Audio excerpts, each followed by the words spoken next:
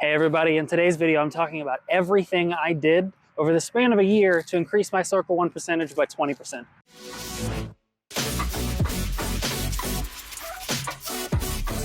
All right, so part of the reason I'm doing this video is I wish these were things that I would have noticed earlier. I guess my qualifications on this is I'm a 952 rated disc golfer. I played 15 years of tennis, and I also coached tennis for about 4 years. So I got very good at the finding out things that didn't work, the like metaphors you can use and new ways to think to improve your game. And a lot of that translates directly to disc golf in the way of coaching in disc golf. So I'm gonna break this into like 5 categories because it helps me keep it organized. Let's get started. Okay, so the first step in what I changed over that year was I switched to a much flatter, slightly more spin putt. Now I still kind of have that like splush putt where it's not full spin, it still kind of has a pushing motion. Now the reason I switched to a flatter putt, example, this course can get pretty windy, and I noticed I struggled a lot in those windy conditions because my push putt that was more of a hyzer was showing the top and the bottom of the disc to the wind much more. So just way more consistency on putting flat in a more straight line versus having to adjust hyzers depending on the wind. And then something unintentional is I noticed that like from 25 to 30 feet, there's not as noticeable of a difference when I'm spin putting in power because I don't have to like adjust my hyzer of my push putt.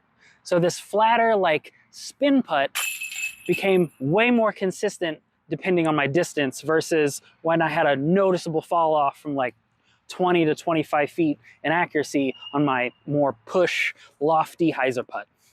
Okay, and for the second and third things, I'll kind of combine them together because they relate very heavily to each other. With this change, I used to be a little bit more open and staggered, and I was all like upper body, almost like not necessarily a jump putt, but there wasn't a lot of movement to it. And less movement is good to create consistency, but I think proper movement is just as good in creating that consistency. So if we pretend this is my lie, what I changed was, and this is the second tip, is my weight transfer. So I make sure that my whole body is going towards the target that I select. And you'll see me do this all the time. This is how I warm up. I even step back and step towards my target to make sure my whole body, the weight transfer is in that direction. And then the third thing, as it relates to it, I brace much harder into this. I'm starting a little more back from where I used to be like straight over the top of it. And I would almost feel like I fell forward when I'm putting harder. So this, I'm bracing into this leg harder.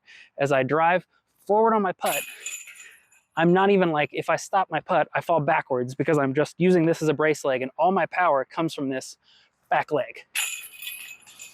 And this might make a little more sense if I'm pointed directly at you. So you'll see that again, I step towards my target, if that's you guys, and I kind of do a little back and forth to make sure my weight transfer is correct. Sometimes I might push this leg backwards, and then I drive into that front leg to create the power behind the spin putt. And this helped my consistency so much more at like 20 to 25 feet because it's less effort. My upper body doesn't change much.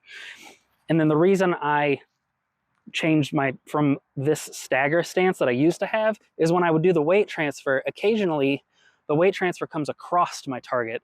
It's exaggerated a little bit. So when I was missing my putts late, they were to the right all the time. All right, so the next part of my form change became about the follow through. I'm a firm believer in swinging sports and hitting motions that you don't want to worry about the contact. Your focus should be on the follow through to create a smooth swing. So in disc golf, you start your swing and then you worry about your follow through. The rest you shouldn't have to think about. You know how to let go of a disc. And where I worry now about my follow through, and I can tell when I'm not doing it correctly, is I think about the end of my forearm, pushing that through the pole, because that's what I aim for. If you push that through the pole, it keeps a straight swing. I guess another bonus thing that I did change in my form is I'm swinging from my right hip instead of across. And now Gannon is one of the best putters in the world. He swings from across his body, but I'm not Gannon Burr. So this single straight line along with my weight transfer and pushing my forearm through my target, not worrying about my wrist. If you've practiced at all, you know how to let go of a disc. So I'm not worried about this like flicking or spinning motion. I'm worried about when my swing starts, I'm at my right hip, and then I'm finishing by pushing my forearm through the basket. Okay, and the fifth thing that I changed about the way I think about putting over a year was I changed where I'm aiming. Now, I'm still aiming for the basket, of course, but it's the concept of aim small, miss small. If I'm aiming for the entire basket, height and width. If I miss by 5%, you're over here, you're airballing it. But if you focus in, and I like to aim for the pole, I used to aim for chains, but the pole seems to be the most consistent across the board for me.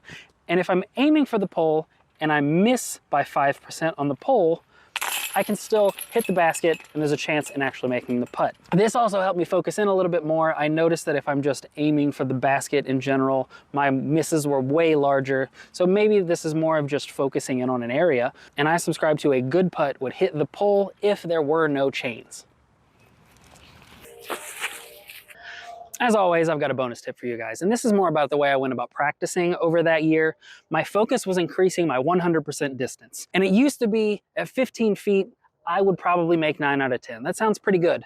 But if I wanted to really increase that stat, I had to make sure that I was making all of them. So I would take 25 putters and I would do 4 rounds and make sure I make all 100 of them from 15 feet. So that means I can increase my distance back to 20 feet. And then I work on making sure that those 20 footers are 100%. This does so much in increasing your confidence on the green. And you walk up to a putt and you go, oh, I'm gonna make this. You don't wanna walk up to a putt and go, I should make this, because that increases your anxiety on a putt. You wanna walk up to it with confidence and know that that disc is going in the basket.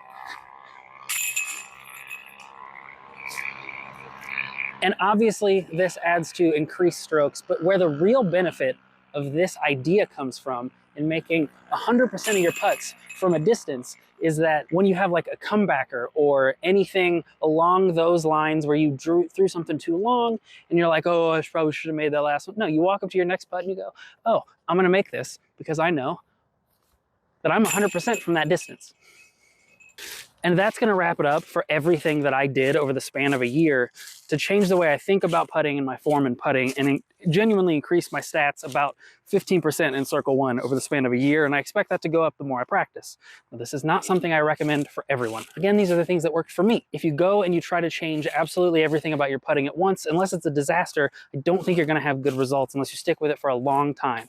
So if you're gonna try this, take one thing, implement it, see how it works, and then add the other things as it becomes more of a muscle memory. And that's how I think you will have the most success in this method. As always, like, subscribe, favorite.